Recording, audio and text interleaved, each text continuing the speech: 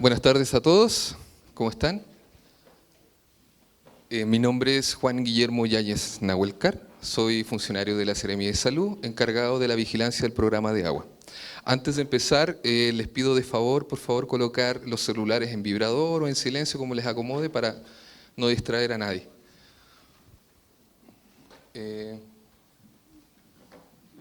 Ya. Bueno, yo les vengo a hablar de la... Todavía no... de la vigilancia sanitaria ambiental de agua potable en la región de Aysén. La Seremi de Salud tiene entre sus departamentos el Departamento de Acción Sanitaria, y en el Departamento de Acción Sanitaria tenemos la Unidad de Salud Ambiental. En esta unidad tenemos varios programas respecto, ¿cierto?, a las condiciones sanitarias ambientales, pero hoy día les voy a hablar del programa de agua, específicamente de agua potable, ya que el programa de agua también se divide en dos: agua potable y agua servida. Continúe. Bueno, la Seremi de Salud, respecto a la Unidad de Salud Ambiental, lo voy a leer textual. La principal labor de la Seremi de Salud es velar por el cumplimiento de las condiciones sanitarias que deben tener los abastos de agua potable rurales referidos a la calidad, cantidad y continuidad. Nosotros le llamamos las 3C. Del suministro, resguardando la salud de las personas. Abajo tenemos las herramientas legales que vendrían siendo los decretos que nosotros utilizamos, ¿cierto?, referidos para hacer esta vigilancia de agua. El primero tenemos el Código Sanitario, que vendría siendo como nuestra Biblia, ya que abarca todos los temas sanitarios respecto a la vigilancia que hace la Seremi de Salud. Después tenemos al Decreto Supremo el 735 del año 69, el Reglamento de los Servicios de Agua destinado al consumo humano, y este reglamento es importante ya que es nuestra herramienta principal. Y siguiente tenemos el Decreto 41, que habla de las condiciones sanitarias para las provisiones de agua mediante camión aljibe, ¿ya? Y por último, la mencioné porque no es menos importante, es la Ley 20.998, que regula los servicios sanitarios rurales.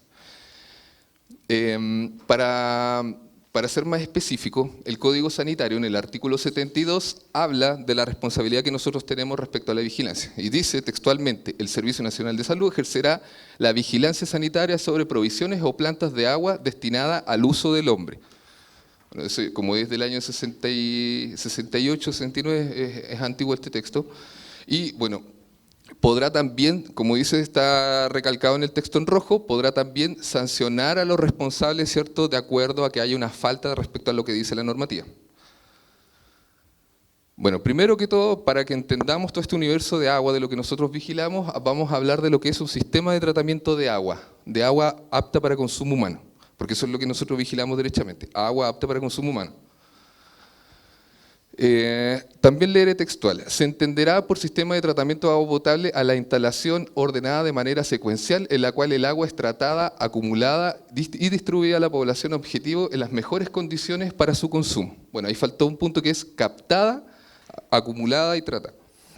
El Código Sanitario, en el artículo 69, menciona: no podrá iniciarse la construcción o remodelación de una población sin que el Servicio Nacional de Salud haya aprobado previamente los servicios de agua potable y de alcantarillado o desagüe. O sea que nosotros como Seremi de Salud somos los responsables de la vigilancia de todo este saneamiento básico. Ya no podrá levantarse nada sin la autorización sanitaria. ¿Qué más? ¿Qué dice? Bueno, en este caso tenemos el 735, que es el Reglamento de Servicios de Agua destinado al consumo humano, que es la herramienta principal con la que nosotros hacemos la vigilancia de agua, y en el artículo 2 dice: la Secretaría Regional Ministerial de Salud respectiva deberá aprobar todos los proyectos. O sea, que aquí estamos hablando ya del inicio, ¿cierto? Cualquier proyecto de agua potable que se quiera iniciar tiene que pasar por la aprobación de la Seremi de Salud. Y eso también aplica para la autorización. Ya, que no sea parte, no esté conectada a un servicio público sanitario regido por el decreto 382. ¿Qué quiere decir esto? Que nosotros vigilamos todos los abastos de agua potable rural fuera de todo lo que son las concesiones sanitarias. ¿Ya? Las concesiones sanitarias son empresas sanitarias que se apoderan de estas redes donde hay mayor concentración poblacional. Entonces nosotros, en resumidas cuentas, vigilamos todos estos abastos que se encuentran en sectores rurales. La calidad está determinada por la composición del agua, la cual podemos agrupar en tres aspectos principales: físico, químico, bacteriológico. Bueno, el decreto 735, que habla de los reglamentos de agua para consumo humano, menciona todos los parámetros que nosotros debemos vigilar, ¿ya? Nosotros los agrupamos en 3 grupos principalmente: físico, químico y bacteriológico. Pero en el decreto se mencionan elementos esenciales, no esenciales, ¿cierto? Parámetros organolépticos, entre otros. Son toda esta la lista de lo que debiera tener, bueno, dentro de los parámetros que menciona la normativa, debiera tener en orden como parámetros o como vigilancia básica un sistema de abasto de agua potable. Bueno, ¿qué dice la OMS respecto al agua que no sea de calidad? Dice: según la Organización Mundial de la Salud, el agua se encuentra contaminada cuando su composición se encuentra alterada de modo que no reúna las condiciones necesarias para el consumo humano. ¿Y cuáles son esas condiciones? Son los parámetros que deben estar dentro del orden para poder nosotros decir que sí está apta para el consumo. Ahora abajo agregué algo que con respecto a las captaciones dice: las aguas superficiales, esteros, ríos o lagos son generalmente más vulnerables a la contaminación que las aguas subterráneas debido a la exposición directa de la actividad humana. Eso es un dato que después vamos a ver más adelante. Bueno, primero entendamos qué es lo que es un sistema de agua potable, pero ¿de dónde nosotros obtenemos el recurso? De la naturaleza, ¿cierto? Nosotros cuando queremos hacer un proyecto de agua potable tenemos que buscar dónde obtener este recurso, pero el recurso no lo podemos consumir derechamente como lo sacamos de la naturaleza, debemos tratarlo. Y por otro lado también debemos cumplir con las 3C, que sería asegurar que el agua va a abastecer a la población que nosotros queremos atender, ¿cierto? Y que haya una continuidad de este servicio de forma permanente, ya que se eviten los cortes lo más posible. Bueno, el ciclo del agua, cuando lo utiliza el hombre, ¿cierto? Es captar el agua, tratarla, acumularla, si se fijan arriba dice captación, ¿cierto? Después la utilizamos, ¿cierto? La utilizamos en comida, la ingerimos. Esta agua, después de haber sido utilizada, pasa por el sistema de alcantarillado, donde ya se transforma en un residuo. Este tiene que ser tratado y por último se devuelve a la naturaleza lo más parecido posible a cómo se obtuvo de forma natural. ¿Ya? Ese es el ciclo del agua respecto al consumo que nosotros le damos, al uso. Entonces, un sistema de tratamiento de agua potable particular debe considerar la captación, el tratamiento, la acumulación y la distribución. La captación básicamente es dónde vamos a obtener este recurso. Existen un montón de tipos de captaciones, principalmente superficiales y subterráneas, pero hay otras alternativas que hoy en día nosotros las consideramos como opciones alternativas, como por ejemplo aguas lluvia, o plantas que transforman el agua de sal, de mar, ¿cierto?, en agua potable. Después tenemos que el agua de donde lo tenemos de forma natural debe ser tratada. Y esta puede ser, bueno, esta debe ser a través de un abatimiento que controle los minerales o los metales, los metaloides, y también que tenga un sistema de tratamiento de desinfección para el control microbiológico. Después tenemos la acumulación, que esto se hace generalmente a través de un estanque, ¿cierto?, con el volumen adecuado para atender a la población destinada. Y la otra función que tiene el estanque de acumulación, además de eso, es mantener lo que es el químico desinfectante en él un periodo de tiempo determinado para asegurar la desinfección que debe tener el agua para poder ser considerada agua potable. Y por último, la distribución, que esta puede ser a través de redes, y también hoy en día se puede hacer a través de camiones aljibe. Bueno, aquí tenemos un ejemplo de lo que son las captaciones. Tenemos las dos principales que yo les mencionaba, las subterráneas, que vendrían siendo pozos, las superficiales, los bocatomas, ya que estas vienen de río, lago. Y también tenemos un ejemplo que acá en la región se da, ya en Puerto Aguirre, que es la planta desaladora que transforma el agua de mar en agua potable. Bueno, en este caso, en Puerto Aguirre, que es el único caso que se ve acá en la región, es una captación auxiliar, ¿ya? Solamente funciona cuando hay un problema con la captación principal. Y por último tenemos los camiones aljibe, que a nivel regional tenemos muy pocos servicios de esto, ya porque no se entiende que hubiera una escasez de agua en la región, por eso es que no hay como mucho afloramiento de eso, aunque sí lo haya. Pero ese es un mecanismo de abastecer sectores donde no hay manera de sacar el recurso de forma natural en los lugares donde están. Bueno, aquí tenemos ejemplos de abatimiento. Generalmente los servicios sanitarios de agua potable rural utilizan un filtro industrial que se llama, estos son a través de tamices de arena, que ayudan a filtrar todos estos minerales y metales que trae el agua de forma natural. Después el agua pasa por el tratamiento de desinfección, donde existen dos productos que la llevan en el mercado, por así decirlo, que es el hipoclorito de calcio y el hipoclorito de sodio. Uno es en formato sólido, el cual tiene que hacerse una preparación para poder ser inyectado a la red, y después viene también el hipoclorito de sodio, que es en formato líquido. Este se inyecta de forma directa. Bueno, la desinfección es para abatir los microorganismos, y especialmente nosotros vigilamos lo que es el Escherichia coli, coliformes totales y coliformes fecales. Y por último tenemos una imagen abajo de un estanque de acumulación de agua elevado, que vendría siendo el almacenamiento, y a través de él se hace la distribución. Entonces, en resumidas cuentas, esto es un sistema de agua potable particular, y esto es lo que vigila la Seremía de Salud. ¿Ya? Bueno, en el marco de la Estrategia Nacional de Salud 2021 y 2030, respecto a los abastos de agua potable rural para el consumo humano en actividades de formalización, fiscalización, de las cuales es responsable el MinSal, a través del Código Sanitario, el código que les mencioné anteriormente, y de sus reglamentos específicos, les corresponde y se enmarca en el objetivo estratégico proteger la salud de la población a través del mejoramiento de condiciones sanitarias ambientales. Esta estrategia, de alguna manera, nos guía a nosotros para focalizar algunos temas que pudiéramos dar prioridad a la vigilancia. ¿Ya? Estos son herramientas guías para nosotros después considerar a la hora de vigilar qué darle prioridad. Bueno, como objetivo de impacto, reducir la población expuesta a condiciones sanitarias ambientales desfavorables.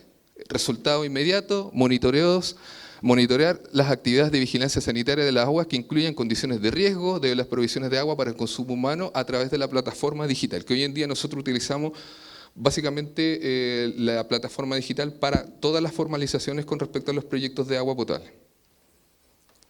Bueno, pero ¿qué hacemos nosotros a la hora de vigilar? En las actividades de terrenos nosotros hacemos la fiscalización del funcionamiento del sistema de tratamiento de agua potable rural. ¿Qué hacemos nosotros?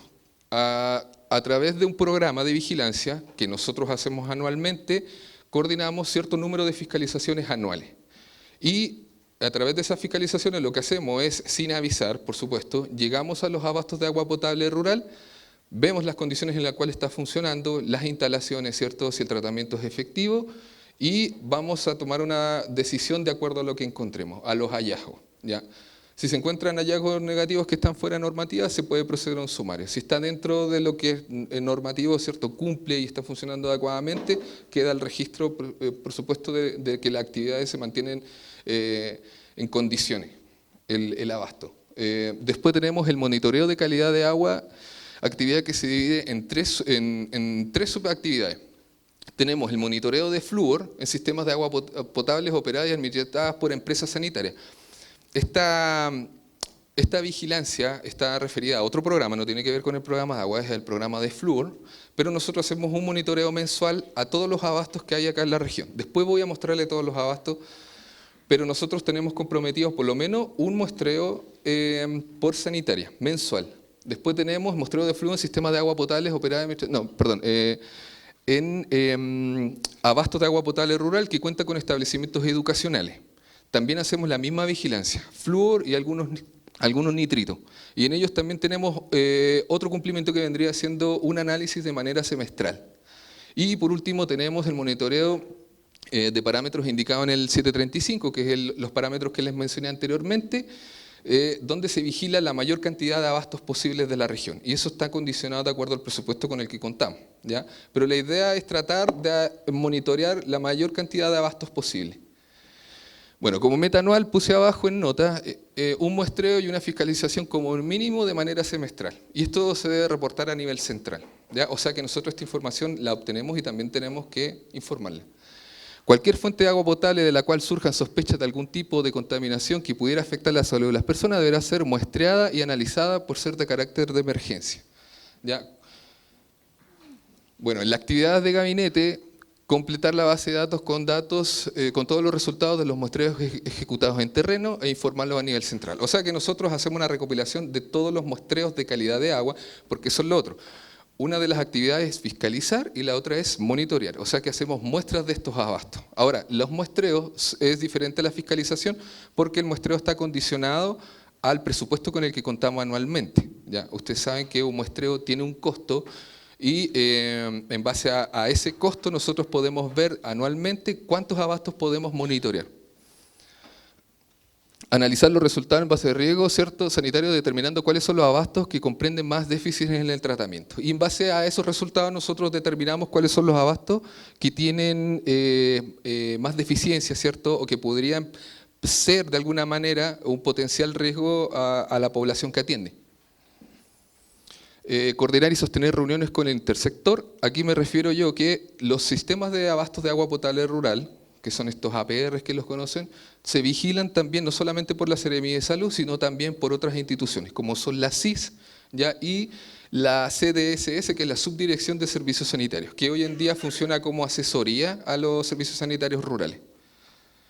Y actualizar base de datos con camiones de aljibe, ¿cierto? Nosotros también tenemos la responsabilidad de vigilar estos servicios que entregan agua a través de camiones de aljibe.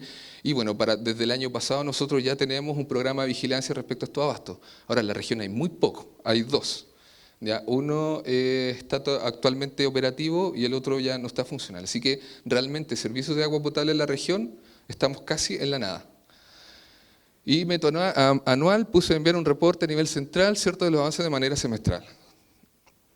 Bueno, aquí tenemos el universo de abastos de agua potable rural. Nosotros debemos, como les mencionaba anteriormente, debemos vigilar por lo menos una vez al semestre todos estos abastos. En la región contamos con 45 abastos de agua potable rural con autorización de funcionamiento.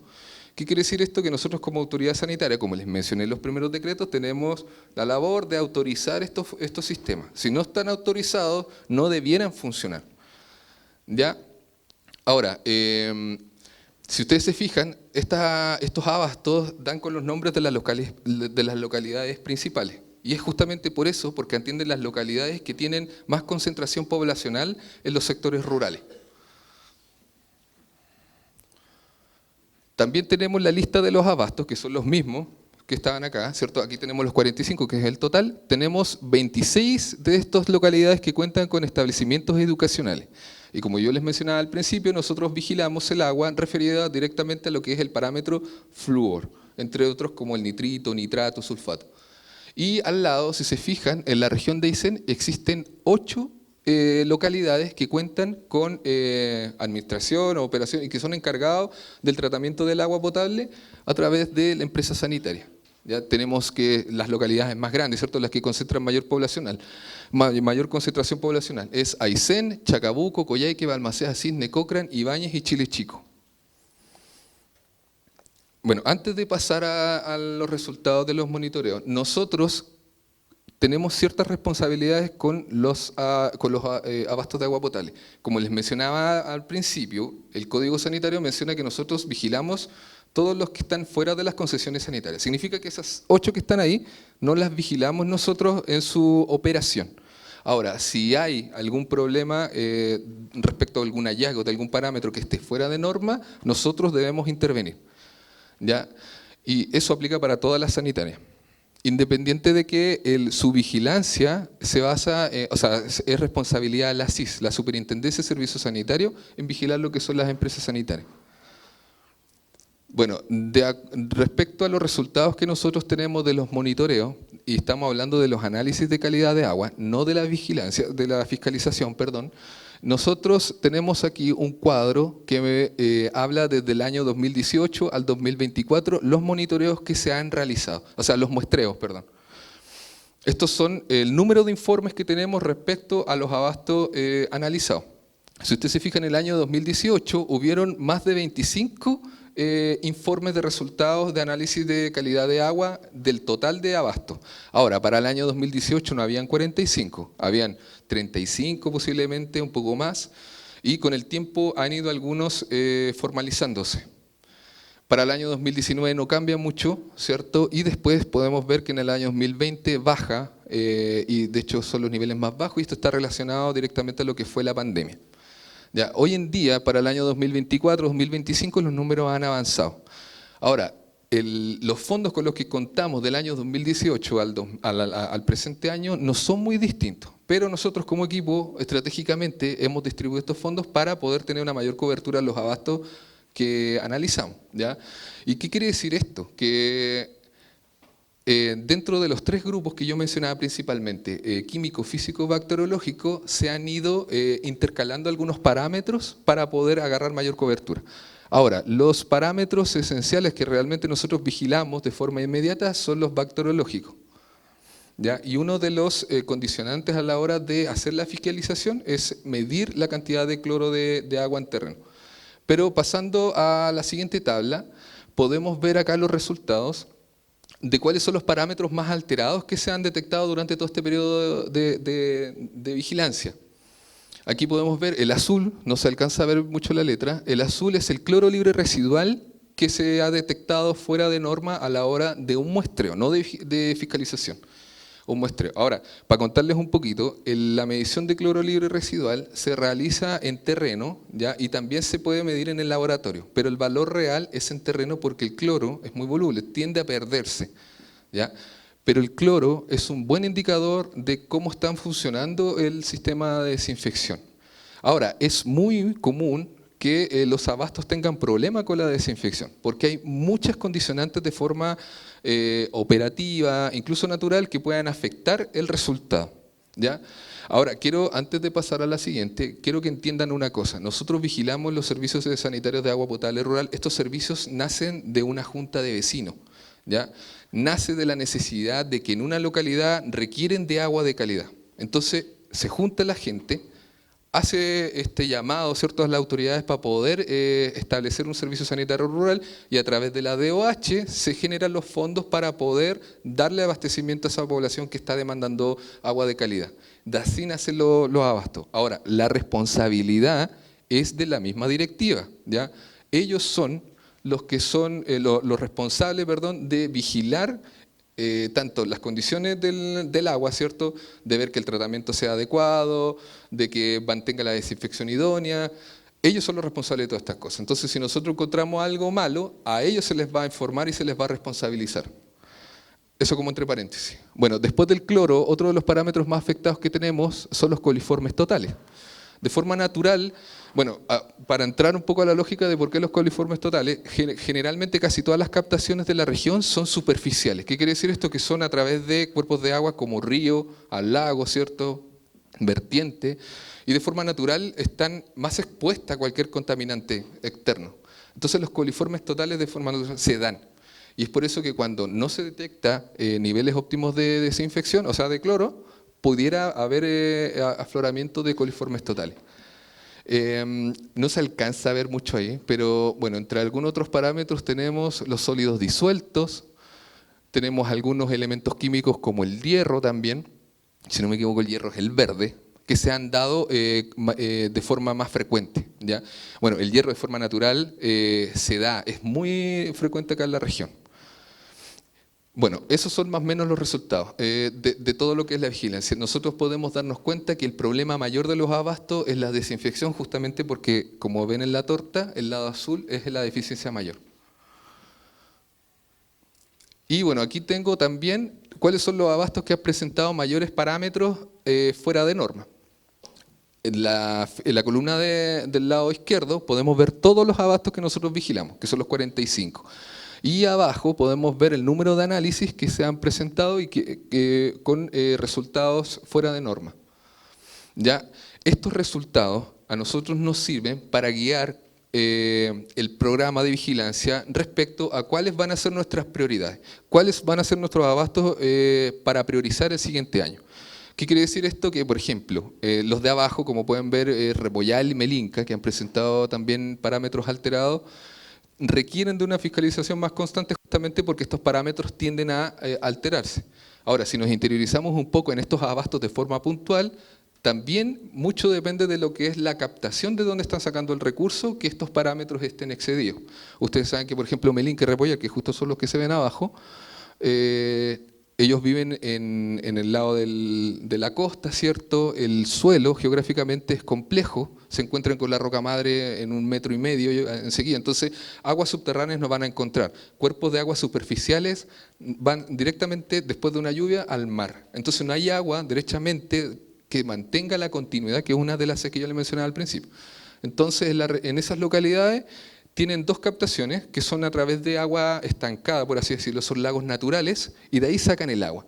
Pero naturalmente también hay una planta que se llama tepú y afecta la calidad del agua. Entonces por eso que el Repollal y Melinca, como se ven ahí, se ven más alterados. Ahora, los otros abastos, para no ir especificando cada uno, también presentan de forma natural ciertas condiciones que pueden afectar el agua.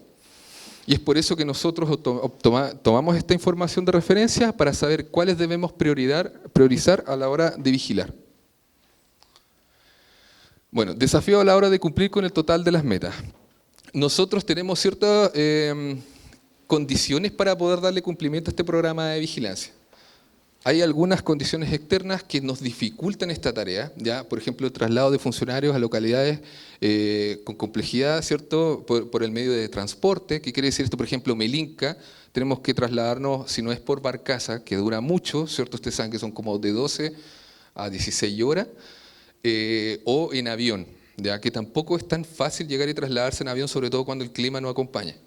Entonces son lugares que de repente por periodos de tiempo es muy complejo de llegar. Ya, otras localidades también como Villa O'Higgins, ¿cierto? Traslado de las muestras para cumplir con el tiempo exigido.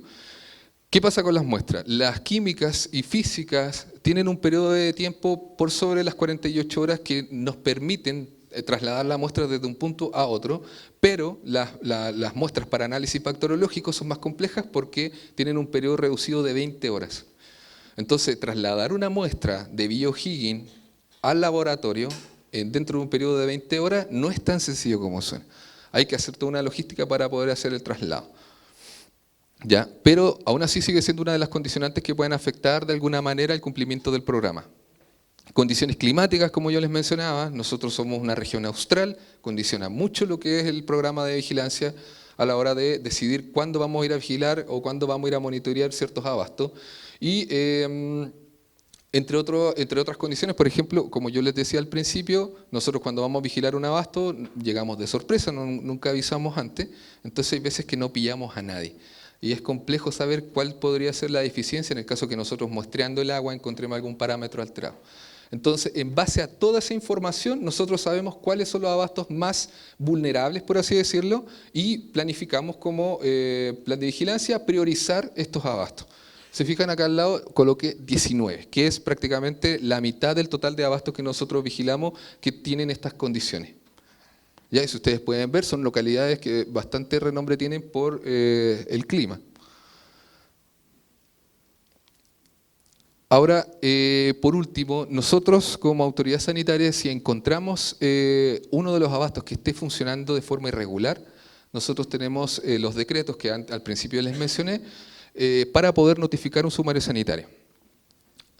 Respecto al plan de acción de encontrar una falta a la normativa, los siguientes aspectos son causales principales de un sumario sanitario. ¿Cuáles serían? Si el problema afecta la calidad de agua del servicio, si el problema afecta la continuidad del servicio. Cuando afecta la calidad, estamos claros que pudiéramos, no sé, si hubiera un afloramiento bacteriológico, va a afectar, ¿cierto?, la salud de las personas directamente, o hubiera un agente contaminante químico, por ejemplo, un elemento, no sé, hierro, por ejemplo, en exceso.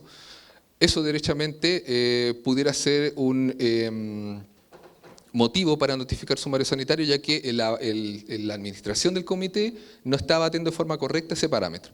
Y lo otro sería la continuidad, por ejemplo, dejar agua a una población que se abastece ese servicio por más de un día. ¿Ya? Se entiende que un riesgo sanitario mayor es que una población no tenga agua a que tenga por lo menos agua cruda. Entonces, en base a esos dos puntos principales, nosotros podemos notificar un sumario sanitario. Y, por supuesto, mencionando lo que es la normativa vigente. Y por último, la imagen que ven acá al lado es la imagen de una captación de agua de acá de la región, específicamente de la PR El Salto. En periodos de invierno, cuando hay mucha lluvia, así se ve la captación. Se fijan que es agua café, agua turbia y con mucha fuerza. Como les comentaba antes, los abastos, que son abastos de agua potable rural que nosotros vigilamos, son administrados por esta junta de vecinos, por así decirlo. Entonces, ponerle desafío este tipo de condiciones, como es una captación con gran fuerza y de arrastre de gran cantidad de sedimentos, realmente es un desafío para los comités. Entonces, hay veces que nosotros como autoridad sanitaria debemos aplicar criterios, ¿ya? Porque yo no voy a hacer sumario sanitario si las personas del comité me dicen, ¿sabes qué, Guillermo? Se me rompió el filtro porque el agua no podemos contenerla. ¿Se entiende?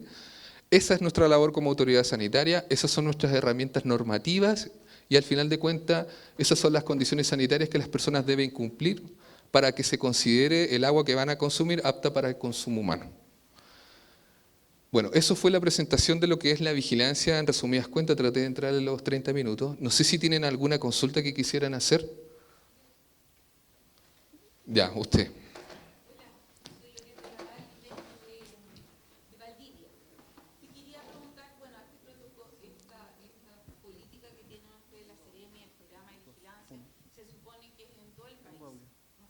Sí, así es.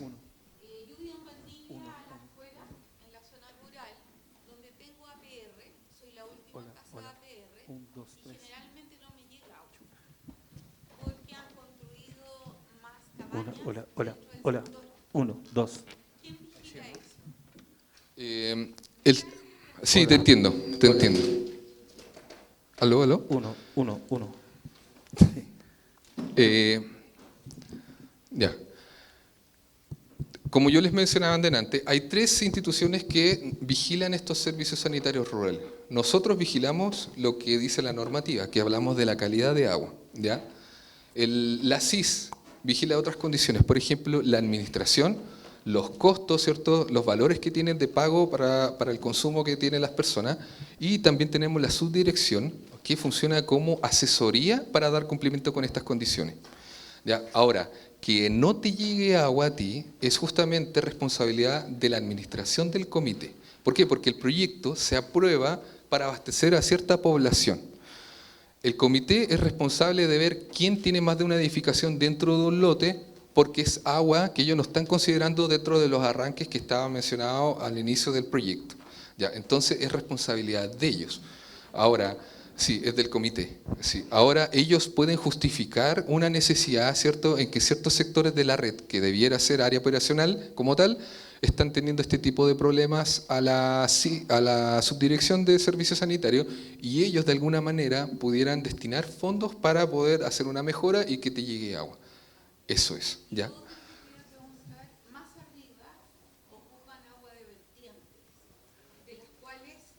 Particulares.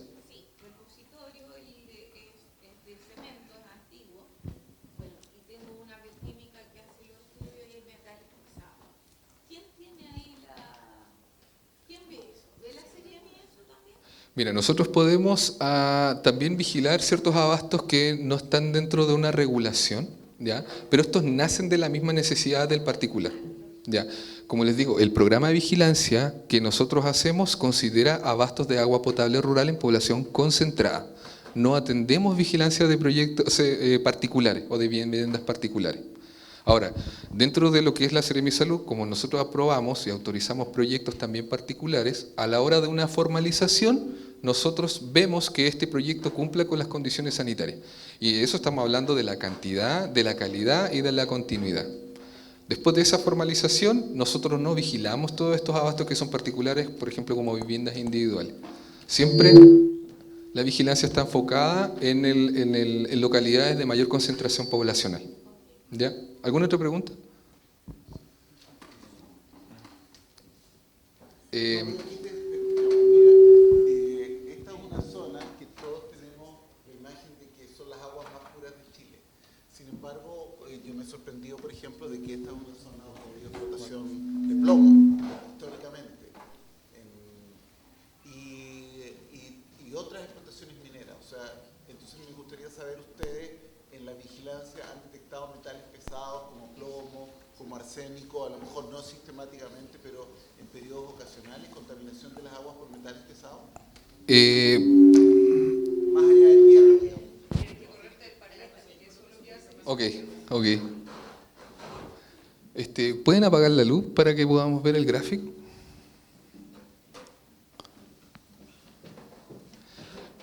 Bueno, hay algunos metales que sí hemos detectado. Ya, el plomo no es un personaje muy que se haya visto tanto, la verdad, pero si tú te fijas abajo, bueno, no se lee nada, pero salen algunos parámetros que sí se han presentado y que hicimos allá, ¿ya? Y de hecho, tú puedes ver el color, no se ve nada, ¿ya? Pero tú puedes ver el color y en el abasto que se encontró. Ahora, dentro de esto, me parece que no tenemos plomo, no tenemos ni plomo ni arsénico, ¿ya? Pero sí otros metales, por ejemplo, selenio, tenemos hierro, manganeso, otro tipo de metales que se ven de forma natural. Ahora, sí, es verdad que la región es conocida porque dicen que acá el agua es pura y qué sé yo, realmente no es tan así, porque como les decía, la calidad de agua nosotros la agrupamos en tres grupos, ¿cierto? En los químicos, en los físicos y en los bacteriológicos. Y el agua que viene de fuentes superficiales siempre va a estar expuesta a contaminaciones microbiológicas, ¿ya? Entonces eso de la agua pura realmente no es tan así. Dígame.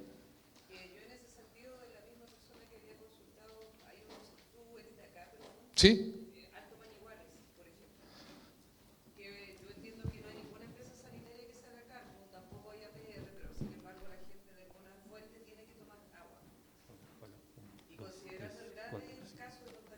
Hola, hola. 1, 2.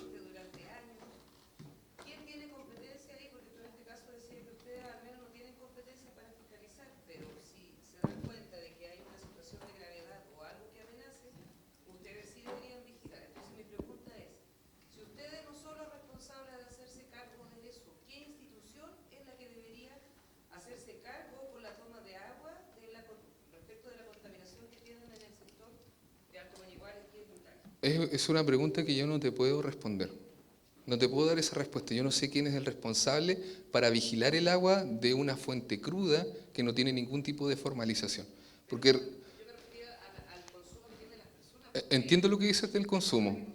Entiendo lo que dices del consumo. Ahora, el consumo, derechamente, nosotros no lo determinamos. Nosotros no le decimos a la persona que saque agua de acá o saque agua de otro lado.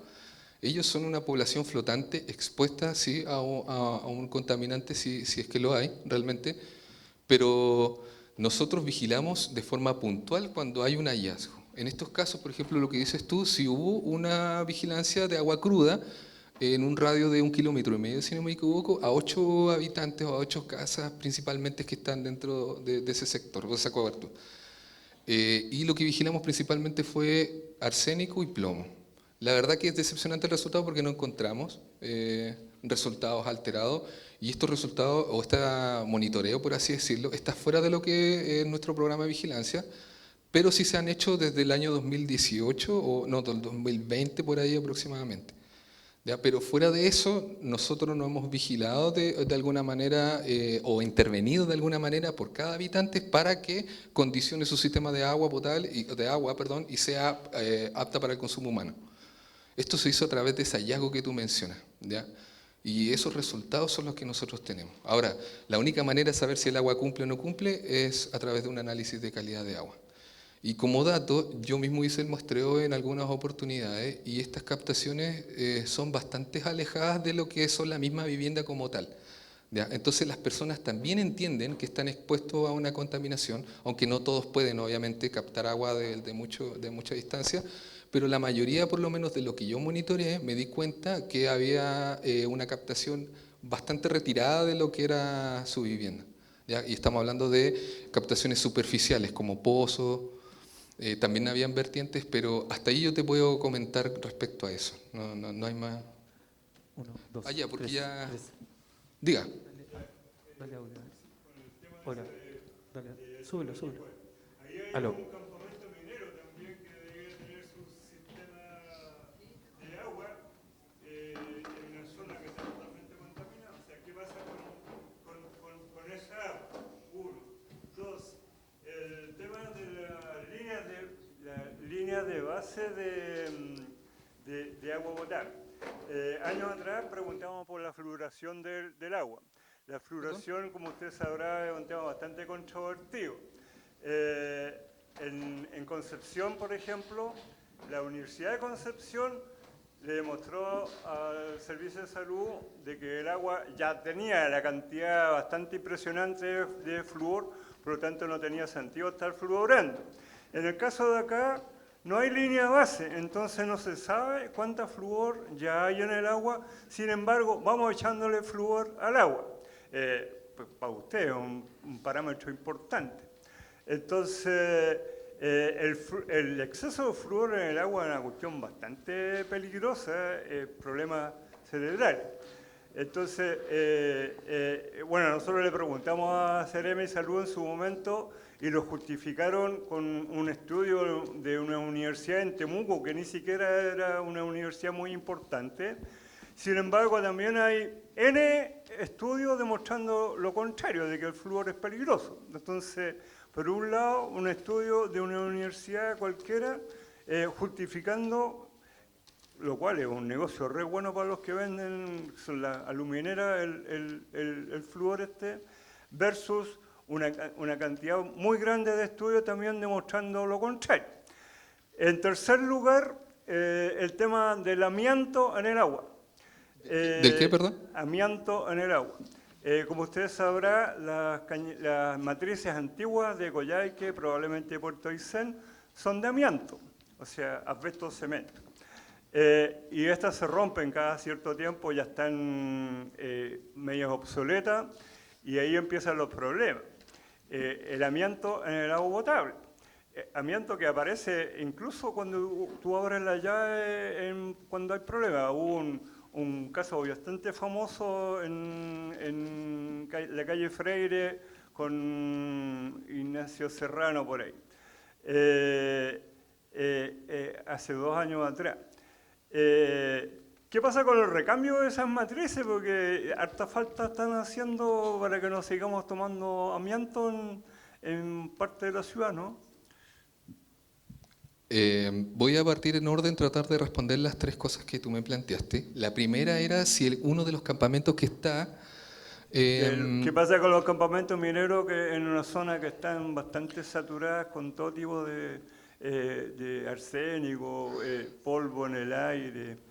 Sí, mira, para cuando se levanta un campamento minero, ¿cierto? Se entiende que es una instalación de faena, por así decirlo, y deben tener el saneamiento básico, que es el agua y el alcantarillado.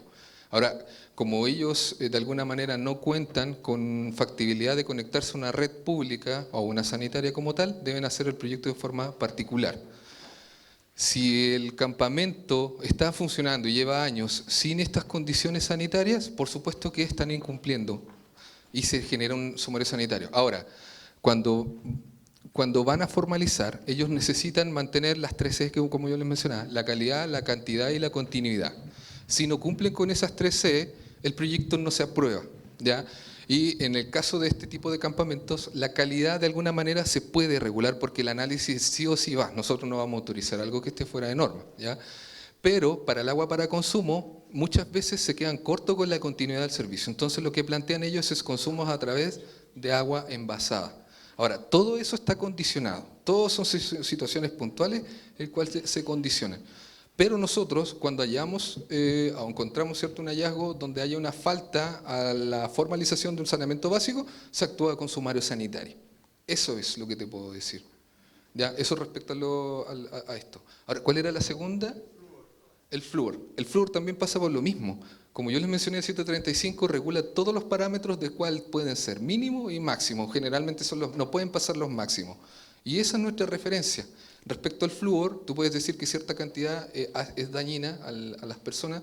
Yo no lo sé, pero sí sé que debo vigilar el flúor y que se mantenga dentro de lo que establece la normativa. Ahora, dentro de los abastos que nosotros vigilamos, hay 26 que cuentan con establecimientos educacionales y nosotros sí generamos del año 2023, me parece, una línea base de cuáles son los abastos rurales que cuentan, o sea, analizando que cuentan con establecimientos educacionales, que tienen, se le analizó el flúor de forma natural. ¿Ya? Entonces sí sabemos dentro de ese periodo de tiempo cuánto flúor hay en el agua, por así decirlo, en promedio. ¿Ya? No es desconocimiento nuestro si hay un abasto que está clorando y está sobre los niveles. Ahora, con respecto a la sanitaria, ese muestreo que nosotros hacemos mensual también va de la mano con el programa de flúor, ya que es flúor, ¿cierto? El programa se me fue, pero es de salud bucal. Entonces nosotros lo que hacemos es vigilar la cantidad de flúor que hay en las sanitarias. Si hay un parámetro alterado, el laboratorio nos avisa al tiro, nosotros intervenimos con una fiscalización. Ahora, el responsable de la vigilancia es la SIS, que es la Superintendencia de Servicios Sanitarios, es otra institución. Pero dentro de todo eso, nosotros sí tenemos al tanto cuáles son los parámetros con los cuales se mantienen de manera mensual, ¿ya? Y de hecho los valores son publicados en la página de la CIS. Ahora, nosotros somos la vigilancia de manera alternativa, ¿cierto? Porque la sanitaria puede estar muestreando y dando resultados a la CIS, pero nosotros también tenemos que dar un muestreo para dar la opinión de otro análisis paralelo. ¿Ya? Eso es lo que se hace con el flúor de acuerdo a la normativa. No conozco ningún abasto que esté fluorando y que esté excedido los niveles. ¿Ya? Hasta la fecha no hay. ¿Ya? Porque todos los abastos que yo les mencioné son los abastos de agua potable rural que existen hoy en la región. ¿Ya? Y los otros son los sanitarios. Entonces, sanitaria o abasto de agua potable rural son vigilados igualmente y hasta la fecha no se ha encontrado exceso de flúor. Y la tercera, lo de los asbestos. Entiendo yo que la Seremi de Salud sí tiene un trámite como tal para el retiro, pero desde la fecha que yo he estado no he visto ningún trámite que tenga que ver con ese tipo de intervenciones a la red. ¿Ya? Ahora sí, es un tema bien polémico, pero entiendo que parte de lo que es todo, lo que es el retiro, todo es un riesgo a la contaminación del agua como tal. Y sí, es un tema delicado, pero no te puedo dar mayor de respuesta a eso porque trámites como tal no hemos visto. ¿Ya? ¿Alguno tiene otra pregunta? Yo tengo una consulta. Con respecto a los sumarios sanitarios, ¿Sí? ¿qué sanciones pueden derivar de los sumarios? Y si son las mismas para entes públicos o privados. No, de alguna manera son iguales, ¿ya? Bueno, pueden haber amonestaciones como sanciones, todo depende de la gravedad y del tiempo de subsanación del problema. Porque para que entiendan un poquito, nosotros cuando vamos a terreno constatamos o hallamos, ¿cierto?, los hallazgos que son falta y los anotamos en un acta y se los notificamos a la persona. Ellos tienen un plazo, un promedio de 5 días, de hacer sus descargos y mencionar cuál fue la causa del problema o por qué el problema está sucediendo. Y dentro de esos descargos también dan la subsanación del problema. Ahora, si ellos generalmente no se manifiestan, no hacen estos descargos y la falta es de carácter grave, por así decirlo, y estoy hablando de carácter grave cuando está afectando una población considerable, sí o sí va multa. Y eso implica generalmente para todas las faltas que no se justifican, ¿ya? O sea, que no hacen descargo en general. Va con multa. Ahora una amonestación aplica cuando, por ejemplo, hay un problema menor, no sé, a mí me pasa cuando yo voy a los abastos, la bomba de inyección de cloro se le echó a perder, se le congeló, y yo justo llegué, se le hace sumario, y al otro día o incluso 2 horas después lo subsanan. El sumario ya está abierto, ellos tienen que mostrar que lo subsanaron y que ya el problema se solucionó. Y ahí es donde se genera solamente una amonestación, como una tarjeta amarilla, donde dice, oye, para la otra hay que tener cuidado, ¿ya? Pero eso es como lo que pasa. Ahora, a niveles de multa, la cantidad de multa que reciben las personas, no te lo podría decir, yo no lo sé, ¿ya? Pero sí es igual tanto para los particulares como, para las empresas como para las personas. Eso. ¿Alguna otra pregunta? Yo tengo una pregunta. Bueno, de las primeras diapositivas hablaba del listado de los elementos esenciales y los no esenciales, y dentro de los no esenciales están estos metales como el cadmio, el mercurio, el cadmio y todos esos metales. ¿A qué se refiere con esenciales y no esenciales? Se entiende que no esenciales son elementos que no necesita un organismo vivo para subsistir, ¿ya? Los elementos esenciales de alguna manera, de cierta cantidad, sí son parte para la sobrevivencia del ser. Ahora, que esté en el mercurio, la verdad no te lo podría yo responder de forma directa, pero entiendo que de forma natural, incluso en los alimentos el mercurio está. Entonces sí o sí se va a detectar en alimentos que para nosotros son ideales para la supervivencia. Y es por eso que se mantiene a raya también ese parámetro y entendiendo así dentro de los parámetros esenciales, ¿ya? Okay, pero tiene que ver solamente con eso de la relación con la materia orgánica, pero no tiene relación con que uno se monitoree y otro no se monitoree. Al final, todos se monitorean. Okay. Todos se monitorean. De hecho, eso es lo que hace la diferencia, así los menciona el decreto 735, ¿ya? Pero son todos monitoreados. ¿Allá querían hacer una pregunta?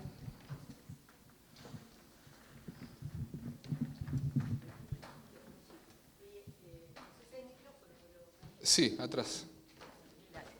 Oye, era tomar un poco la ley 20.229, la de APR, que entiendo que hay una revisión del año 2023 y la otra era observación con respecto al ¿Hay una al qué, flúor. perdón? Que la última revisión de la ley de APR es del 2023, pero la observación que tengo por experiencia propia, esto es séptima región, yo vivo en Santiago, pero muchos años viendo la evolución de la APR en un sector cordillerano de la séptima región, el área de Vilche, donde ha ido aumentando la masa poblacional con muchas personas que son personas mayores, sobre todo del ámbito educacional, y es una zona muy requerida desde el punto de vista de la calidad de vida. Pero las APR se conforman o por cooperativa o por prestación concesionada. Y el tema está que no hay una subdivisión entre el uso de agua potable rural domiciliario y el que se usa para efectos comerciales. Entonces, el tema es que las APR se han ido tomando por personas que tienen intereses, a pesar que son sin fines de lucro, se supone, pero, sin embargo, la dirección de aquella cooperativa o de servicio APR lo va tomando personas que tienen conflicto de interés desde el punto de vista del negocio. Y la posibilidad que tiene un nuevo habitante para poder cubrir sus necesidades de agua residencial son prácticamente mínimas y han estado años, te estoy hablando de años, más de 10 años, y se ha ido logrando una mejora, pero yo creo que el reglamento de la APR, aparte de la ley, hay que revisarlo. Creo que las necesidades son muy distintas hoy a lo que se hacía antes como habitante rural. Hoy día está habiendo una migración de la ciudad al campo, y esto a lo largo de todo el país, yo creo que nos estamos quedando cortos en eso. Y la otra observación que te quería, más que hacerte la pregunta, que pudiéramos comentar, es respecto del manejo del flúor. Yo he tenido, como médico, he vivido muy cercano a la evaluación de tecnología sanitaria y por lo tanto a la medicina basada en evidencia, y les digo que ya en la década del 2020 había una muy buena revisión sistemática del manejo o del efecto del flúor en el agua potable. Esa revisión sistemática la hizo la Universidad de York con todas las publicaciones existentes a la fecha y no estaba recomendado. Comprenderás que yo estaba en ese momento como funcionaria del Ministerio de Salud y no pudimos influir mucho porque ahí hay todo un, ¿cómo te dijera? Es más que mito urbano a nivel de ontológico. Y entonces hay que tener una actualización del uso del flúor, porque sobre todo se está usando no solamente en el agua potable, se hacen programas de fluoración en niños y no es lo mismo hablar hoy que hace 30 años atrás. Eso creo que hay un pendiente ahí. Eso. Bueno, gracias por la acotación, porque es verdad, nosotros seguimos instrucciones tanto, o sea, cumplimos lo que dice la normativa, principalmente, ¿cierto? Pero hay muchas instrucciones también que son dadas del nivel central. Lo del flúor no es un tema que nosotros nos hemos sumergido, ya que nosotros, como les digo, tenemos los parámetros dentro de normas, lo que nos dice a nosotros que realmente estamos haciendo una vigilancia dentro de lo que esperábamos, ¿cierto? Positiva, pero fuera de eso no podría yo dar más información respecto a eso porque no la... Y respecto a lo otro que me comentaste, ¿qué es lo que era? Lo primero... Bueno, la ley de servicios... La ley 20.998 de los servicios sanitarios rurales, porque hay otra ley que habla de los servicios sanitarios como tal, ¿ya? Es del MOP, ¿ya? Es una ley que es de otro servicio, pero también tiene competencia con nosotros en el sentido de que habla de cómo se conforman, ¿cierto?, estos comités o estas agrupaciones. Ahora, entendemos que un servicio sanitario rural es una entidad levantada por un conjunto de personas, por lo tanto es una entidad particular, ¿ya?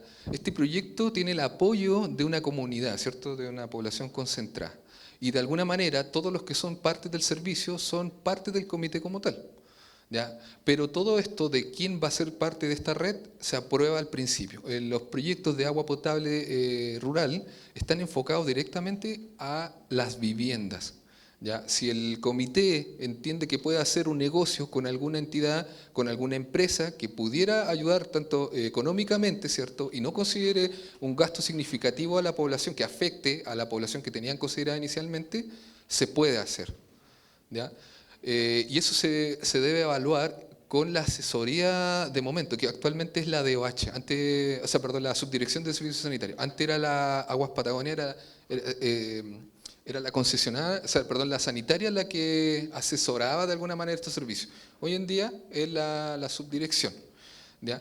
Acá en la región no hemos visto de ese tipo de casos, realmente. Aunque sí hay APRs que entregan servicios de agua potable a algunas empresas, porque la población como tal, que son el sector rural, también no son de alguna manera estables en el tiempo, en el cumplimiento de lo que tienen que hacer. Por ejemplo, pagar sus cuotas, ¿cierto? Que esto le dan sustento y le dan fuerza al servicio para que siga funcionando, incluso mejorando con el tiempo. Entonces, todo depende mucho de la APR, de los tratos que hagan con las entidades externas y del asesoramiento que tengan respecto a la subdirección. ¿Ya? Igual nos ha pasado casos como, no sé, porque le cae mal a un viejito, no lo vamos a conectar, esas cosas pueden pasar, ¿ya? Pero todo se puede llegar a una conversación y entender de que hay una necesidad base que es atender a una población específica. Entonces, todo este tipo de casos son bien puntuales. Acá en la región, por lo menos, no hemos visto mayores casos como eso. Ahora, el nacimiento, porque creo que lo mencionaste en delante, el nacimiento de un abasto, como te digo, nace de la necesidad de una población que necesita agua. Pero no porque ellos se fueron a poner en la punta de una piedra en cierto cerro, el Estado o los servicios en general tienen que sí o sí darle agua. No necesariamente es así, porque a veces no hay agua, naturalmente. ¿Ya? Y es por eso, por ejemplo, en el norte se da mucho el problema de la sequía y es donde están mayor cantidad de abastos a través de camiones aljibe. ¿Ya? Y eso es una manera de suplir esa necesidad. ¿Ya? Pero es necesario contar con todas las condiciones como para poder levantar una APR, que en ese caso sería también de que haya agua, por supuesto. ¿Listo? Muchas gracias por escucharme. Estén bien. Muchas gracias a don Juan Guillermo, le agradecemos su presentación.